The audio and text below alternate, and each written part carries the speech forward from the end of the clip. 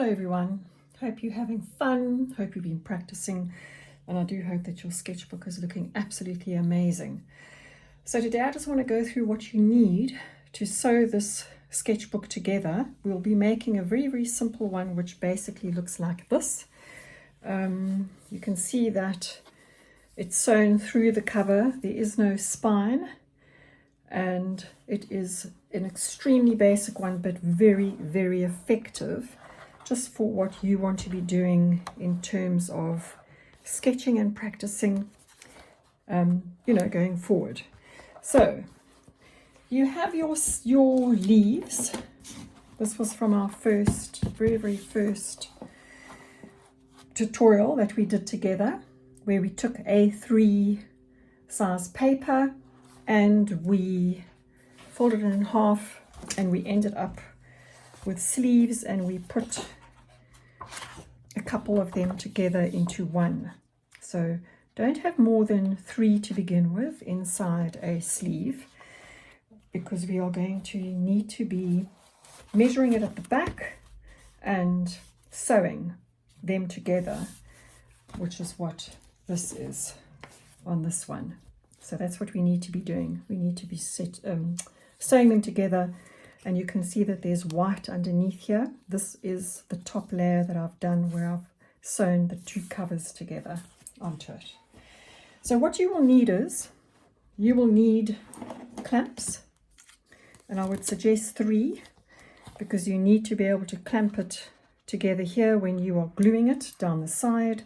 You need to be able to clamp it together when you are sewing it together, so I would suggest that you get 3. You can use these, they are a bit small. These I do find way more effective. You're going to need twine.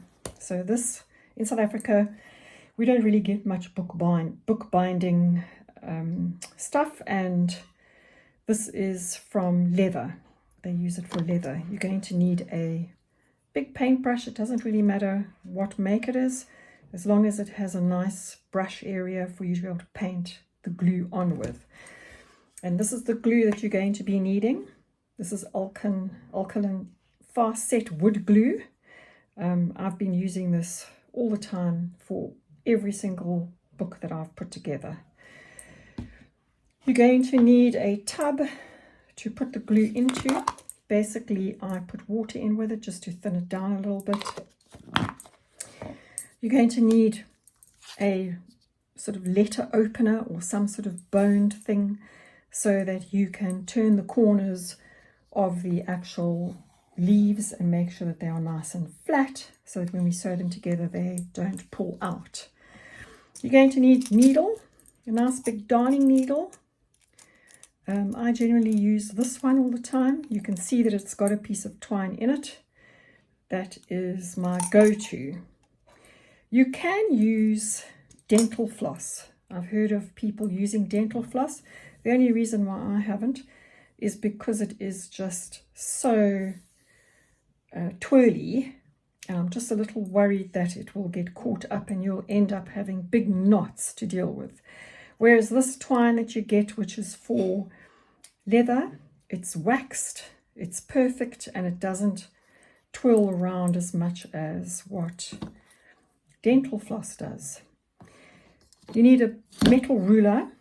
I've got one here, it's 40 centimeters. You need a good sturdy metal ruler, because you will be cutting your covers out of board, and you need quite a sturdy board. This is mount board that I've got.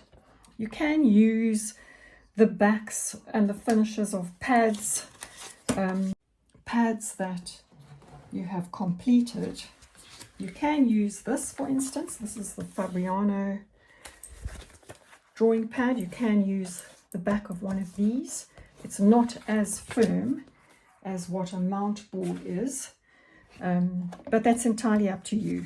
You need 2 pieces of cartridge paper, and literally what I use them for is to clamp the clamps on, so that you don't damage the paper or the work that you have done.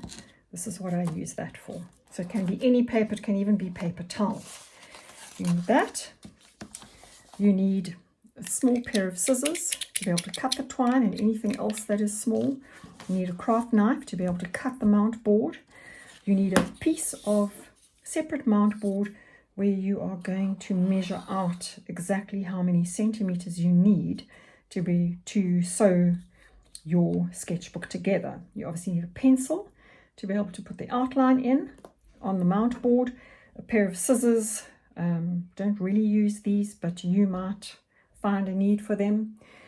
A rubber in case you've made the incorrect line with your pencil, and a piece of either newsprint, something that you're not using, to be able to put the glue onto so that it doesn't go all over your worksheet or all over your actual book that you're making. So just to recap, you need clamps, you need a big darning needle, a pencil, a rubber, a small little pair of scissors, a nice brush for the actual glue. You need a paper, a knife, a letter opener, some glue, twine. You can buy this leather kit, they generally have it. And you need a tub to actually put the glue in. Now you're going to need an anvil, and an anvil is a very, very sharp tool that helps you put the hole evenly in at the back of the spine of the actual book. So let me just get mine out. So here it is here, and it is an incredibly sharp tool. They use this for leather. They punch holes into leather, and you can do the same thing with the spine of your sketchbook, which is what I've done here. And you can see that I have sewn it through the holes, and that's exactly how we get the thread through. So you need one of these. You can use your darning needle, but it's quite difficult. It'll be slippery. I would suggest that you do try and get some sort of anvil or very, very sharp pointed something to be able to get through your sleeves of your book. You need mount board. We've been through that. Mount board for the covers. And as I said to you before, you can basically use anything there that you like. And you need some paper or some paper towel. It's folded in half for your clamps to go onto so that you don't damage your paper while you are busy working with it. 40 centimeter metal ruler is the other thing that you need. And that would be the tools that you require for us to be able to sew this together. So we'll be doing that next week. We'll start it next week. We'll go through how to measure, why it needs to be a certain measurement, and we'll go through how to cut the mount board, what size to cut it, what it should look like, etc., etc. So do have an awesome week, and I look forward to seeing your sketchbooks.